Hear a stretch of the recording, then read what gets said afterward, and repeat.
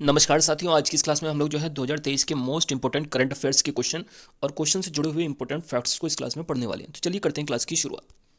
पहला प्रश्न है, माया क्या है? तो देखिए, हाल ही में चर्चा में था ये माया। तो ये एक ऑपरेटिंग सिस्टम का नाम है। तो माया क्या है? ये एक ऑपरेटिंग सिस्टम है। चलिए अब हम लोग देखते हैं दूसरा प्रश्न।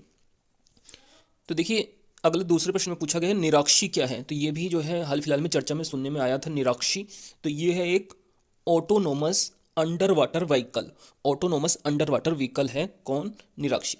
देखिए, यहाँ से एक क्वेश्चन आपके लिए इंपॉर्टेंट हो जाता है पेपर के लिए कि बताइए भारत की पहली अंडर वाटर जो है मेट्रो कहाँ पर चलाई जाएगी? तो ये भी चलाई जाएगी आपकी कोलकाता शहर में। कहाँ पर? कोलकाता में। कोलकाता में ही भारत की पहली मेट्रो भी चलाई गई थी और अंडर वाटर मेट्रो भी कहाँ पर चलेगी? कोलकाता में ही चलेगी। इसके अलावा आपसे अगर पूछा जाए मेट्रो मैन किसे कहा जाता है? मेट्रो मैन, तो इनका नाम आपको याद रखना है, श्रीधरन। श्रीधरन को मेट्रो मैन के नाम से जाना जाता है। चलिए अब हम बात करते हैं प्रश्न संख्या 3 की। देश का सबसे बड़ा सूचना प्रौद्योगिकी केंद्र ये कहाँ पर स्थापित होगा? तो ये किया जाएगा लखनऊ शहर में स्थापित।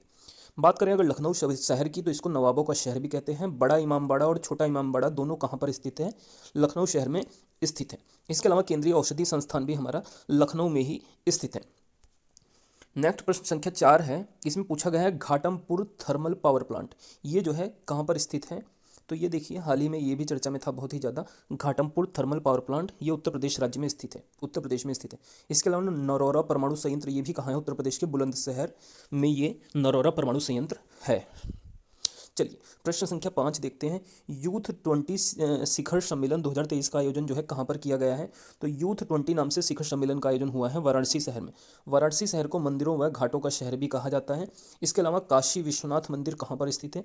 तो ये भी जो है वाराणसी शहर में स्थित है। वाराणसी शहर किस नदी पर बसा हुआ है? गंगा नदी के तट पर ये जो है स्थित है।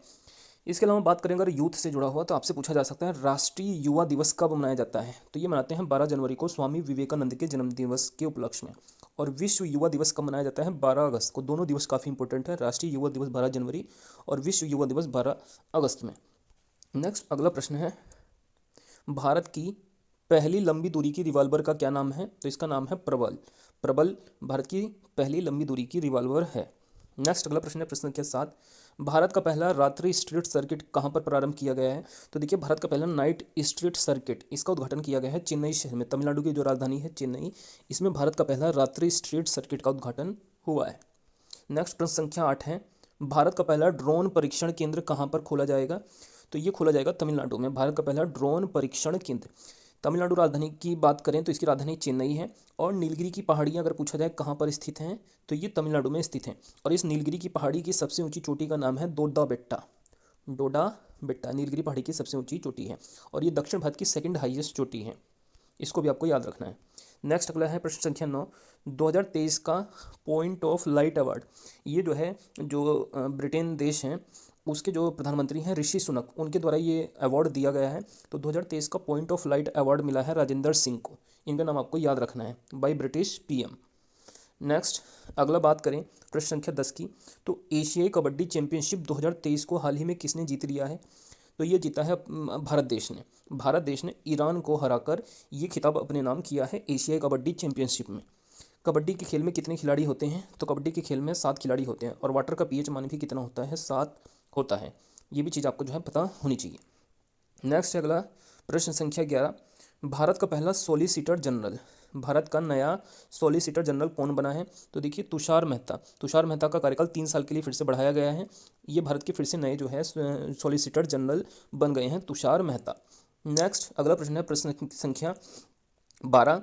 नमदा शिल्प का संबंध किस राज्य से है? तो देखिए, नमदा जो शिल्प है, क्राफ्ट है, इसका संबंध है जम्मू कश्मीर राज्य से। कहाँ से है ये संबंधित? जम्मू कश्मीर राज्य का एक प्रमुख शिल्प है। केसर के उत्पादन में जम्मू कश्मीर राज्य प्रथम स्थान पर है, ये भी बात आपको पता होगी।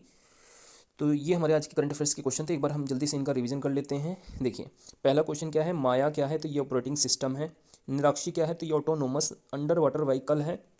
इसके अलावा देश का सबसे बड़ा सूचना प्रौद्योगिकी केंद्र बना है लखनऊ।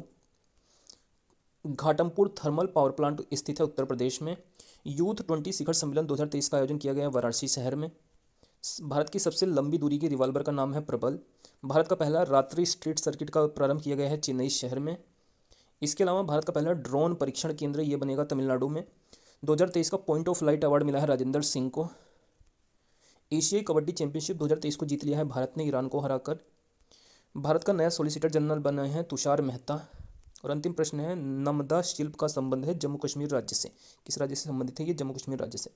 तो ये हमारी आज की करंट अफेयर्स की क्लास थी। अगर आप लोगों को ये क्लास अच्छी लगी है तो वीडियो को आप लोग जरूर से जो है लाइक कीजिएगा, और अपने कुछ आपके सुझाव होंगे तो वो भी आप लोग कमेंट के रूप में जरूर दीजिएगा। और चैनल को अगर आपने अब तक भी सब्सक्राइब नहीं किया तो चैनल को प्लीज़ सब्सक्राइब कर लीजिए।